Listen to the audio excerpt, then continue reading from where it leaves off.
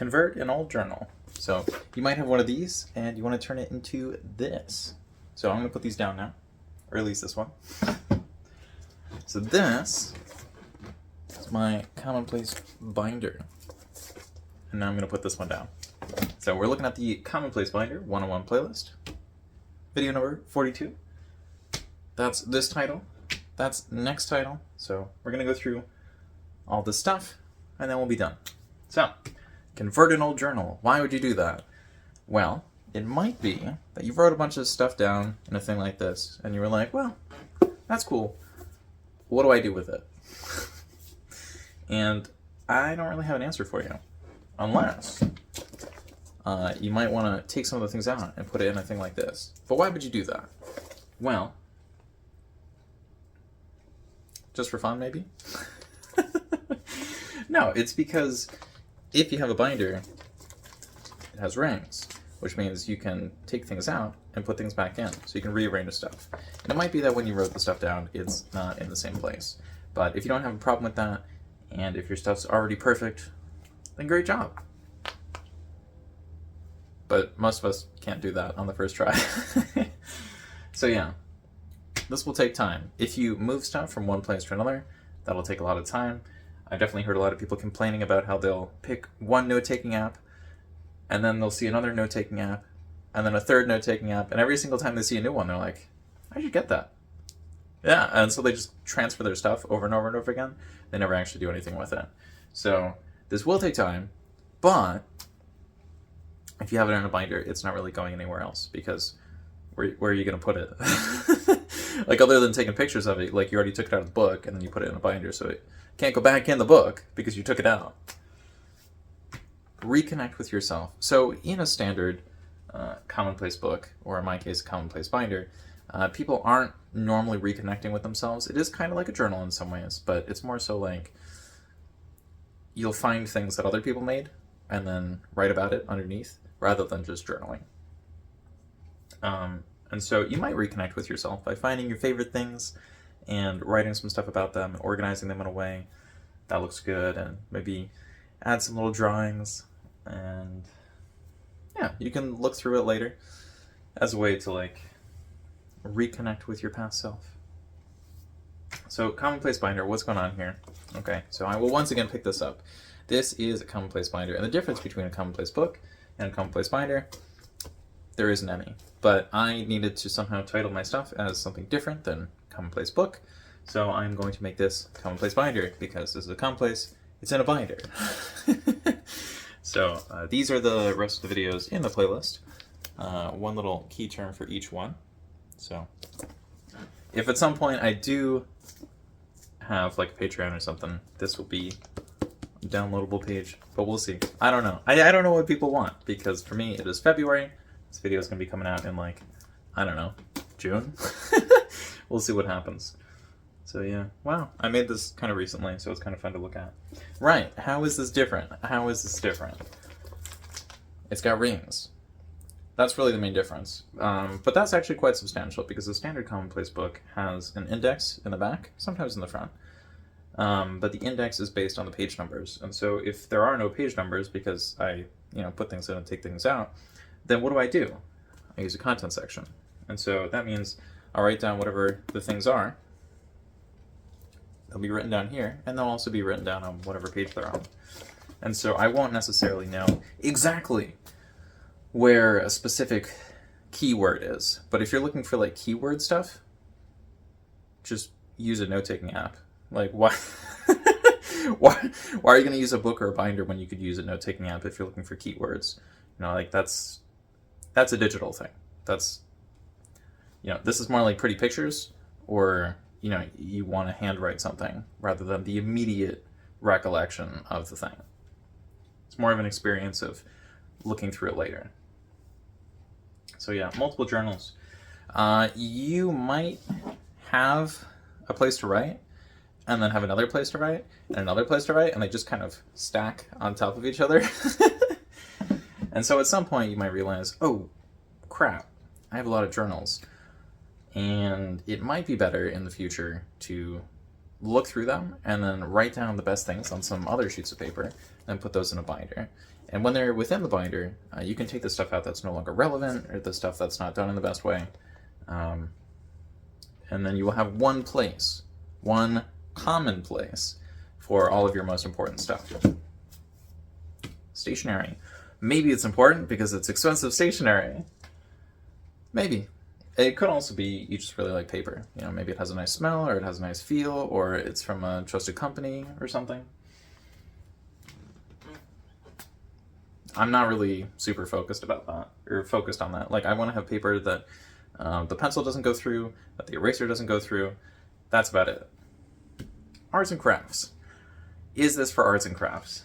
Not really. I kind of want to say no, because for me, it's more about writing. You know, part of the reason why this is all writing on the front. And the reason for that is because the thing I struggled with the most when I started this project was writing. The writing was by far the hardest. So I could do a little bit of art, I could do a little bit with graphs, I could do a little bit with pretty much everything else. But the writing aspect, I had a lot of teachers who probably would have been impressed if they saw me write a paragraph. Like, I hated writing. I hated it so much.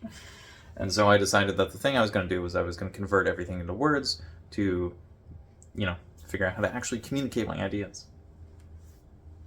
Where are we? Arts and crafts. You can do that. That's fine. A lot of people will have something sort of related called a glue book, where you just kind of glue stuff in, which could be kind of fun. I don't have any glue, so can't really do that. But yeah, moving on. For beginners, depending on the age someone is when they start something like this, they might do it differently. So if they're 5, they will probably start with a glue book. Or if they're a person who's just been hoarding things for their entire life, they might also start with a glue book because it's like, I've got stuff, where do I put it? Slap it in there. But for beginners who, you know, just like graduated high school, it might be they have a bunch of notes from high school and they don't know what to do with them, so they might just put them all in. And, you know, if someone takes a lot of notes online, they're probably not going to do this because they're just doing it digitally. But if they go to the library all the time and they read physical books, it might be they do need a place to write down all their stuff, and then they might use one of these. Limited resources. When you're starting out, you know, like the for beginners thing, you're probably not going to want to commit like $10,000 to this activity. Maybe $10 is too much. So you're just going to work with whatever you have, and that's fine. It might start with a little text doc on your computer, or a note in a notes app on your phone, or, you know, maybe a cardboard box with the top ripped off, and you just drop a sheet of paper down in the bottom of that. You don't really have to focus on the super crazy resources, because at the beginning a lot of people struggle to write even a sentence per day. So, you know, if you can write one sentence per day, after 3 years, even if you skip like a month every year, you've still got 1,000 sentences. So, great job. Because, you know, at least 1 out of 100 of those is going to be good. And if you have 1,000, well, you have 10 good sentences. Even though all you could do was write down a single sentence every day for 3 years. While skipping like a month each year. So, it should be easy. If you're able to skip an entire month and you're still going to be able to get something done, even though all you're doing is adding a sentence, how hard can this be, really? It's more of like the fact that you have to do it for 50 years. You don't have to do it for 50 years, but like normally when people start this, they don't stop it because, you know, it's like buying a $5 item from some store online. Like, I'm not sending it back. It's $5. You know what I mean? If it was $5,000, obviously I would try to get a refund or something. But if it's like $5, it's a waste of time. Understand yourself. That is probably not a waste of time. So, will you understand yourself if you write down all your stuff or other people's stuff in here? Maybe not. So, one of the things to do is actually be honest with yourself in your private location on occasion. So if this is super public, or if you think people are going to see it, Don't make it physical. Same goes for digital. If you think someone's going to see it, then you're probably not going to put out the best stuff. But that's a huge problem for, like, probably the majority of humans, because there's always somebody snooping for, like, no reason. It's like, that's my stuff. Leave it alone. So, you might be able to understand yourself just sharing everything in public all the time. But, you know, that also sounds a little unhealthy, although pretty much everybody younger than me seems to do that on the internet. So, I don't know. Item between items. So, one of the benefits of a binder is, conceptually, this is done the same way as a Commonplace book. But with a Commonplace book, this is the item between items. So, like, if you don't have a planner, if you don't have a to-do list, if you don't have a journal, it'll all end up in the Commonplace, because that is the Commonplace. The problem with that is this is a book. Like, I can take something out, but I can't put it back in. And so how can it be a common location if the stuff gets taken out and it doesn't go back in? Like, that's a huge problem. And that's one of the huge benefits of having a binder. Because, you know, if you still don't have a planner, or if you still don't have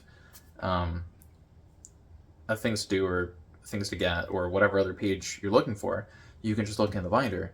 And then once you have like 20 pages of that, you can move that to a second binder, where you can physically write it down in an actual book or take pictures of it or whatever you want to do with the thing. Upcycle. So I don't really know what that means. I guess that's recycling, but you're improving the thing rather than just tossing it in a dumpster. Not a dumpster, a recycling dumpster. So, you know, reduce, reuse, recycle. Technically, it's supposed to be in that order, so I'm supposed to reduce the number of note cards I use. I'm supposed to reuse the note cards that I do have, and then, if I can, I'm supposed to recycle them at the end. If we're just talking about the note cards. Technically, I think these are index cards. Let me know down in the comments. Condensed versions. Is there a condensed version of this video? Maybe? This has gone on for 12 minutes. Maybe it's too long? No, there's no condensed version of this. Although, you could make a condensed version of your Commonplace book with a Commonplace binder, because that's kind of the whole point. You put stuff in and then you shrink it down. Just make it super useful. Some people do it the opposite way. They just, they write something, and then they write something else, and then they write something else, and they write something else, and it's just, it gets bigger and bigger until the stack of pages in the room is like the size of an entire bed. That's a lot. And if you're doing it for research, you might need to do something like that. But if you're doing this for like figuring out your own ideas and just like going through all the information over and over again, you should be fine to just have a binder, and then maybe you could also have some other binders, but like, this stuff moves around. It's more of a living document than like set in stone. Challenge. We are on that one, right? It is a challenge to keep up with all of these, especially because it's two different greens, and so I'm having a little bit of trouble with that. I'm not like colorblind when it comes to green, but it's a little weird. Especially because I'm also wearing green. So I'll see green, green, green, green. Lots of green. Challenge. Challenge to stay on topic and focus. Right.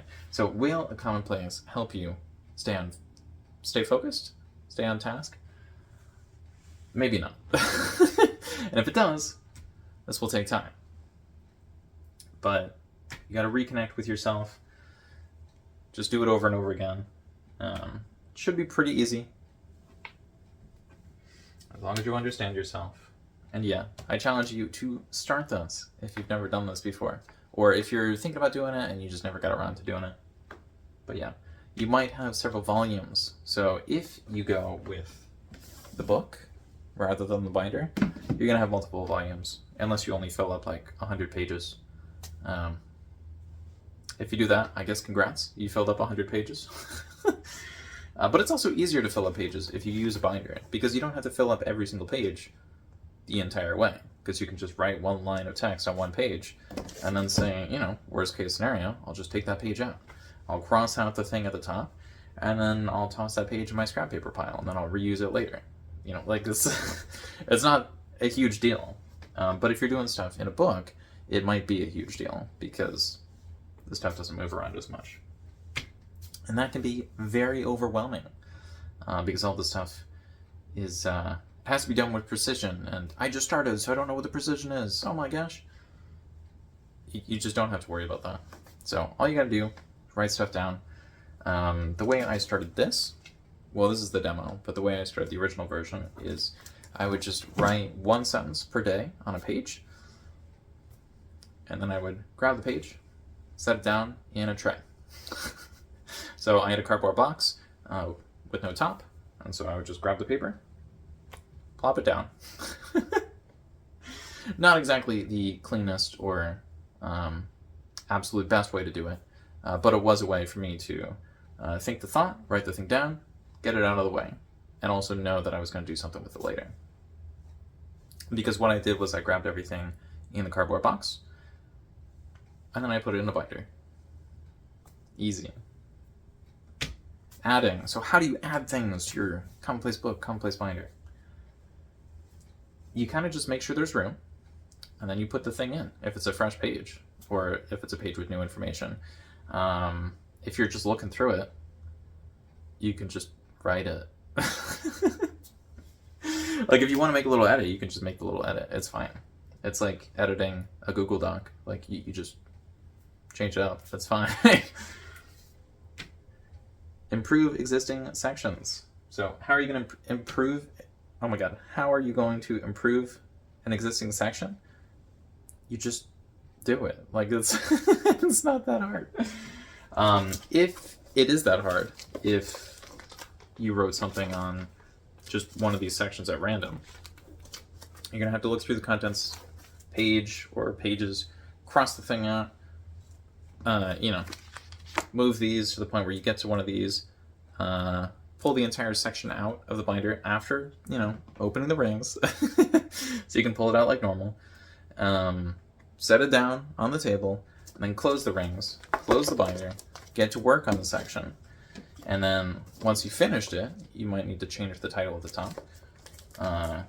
You just open this up, you go to the very last page of the content section, you write down the new title, you open this up to the point where it goes all the way to the back, open the rings, put the section in, close the rings, move all the pages out of the way, close the binder, set the binder down.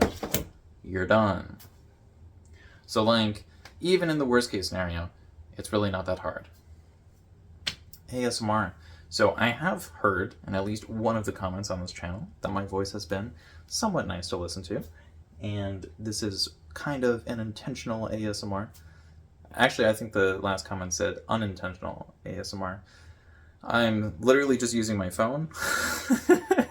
So the camera's over here, mic's over there. There's no like extra mic. This is literally just my phone. I think it's an S22. I don't know. It's been a while. I'm not really focused on brands. It's probably pretty obvious from this. But yeah, if you enjoyed the flow of this video and you might want to see some Commonplace related flow, it's kind of weird to have this as the title. Remember, the titles at the end are the next video, but they're like a condensed version of whatever the next title is. So this was probably like 3 words. This one looks like it's gonna be shorter, so you know it's only 2 words. But yeah, this is a pretty long one. So thanks for watching, and I'll maybe see you in the next one. Okay, bye.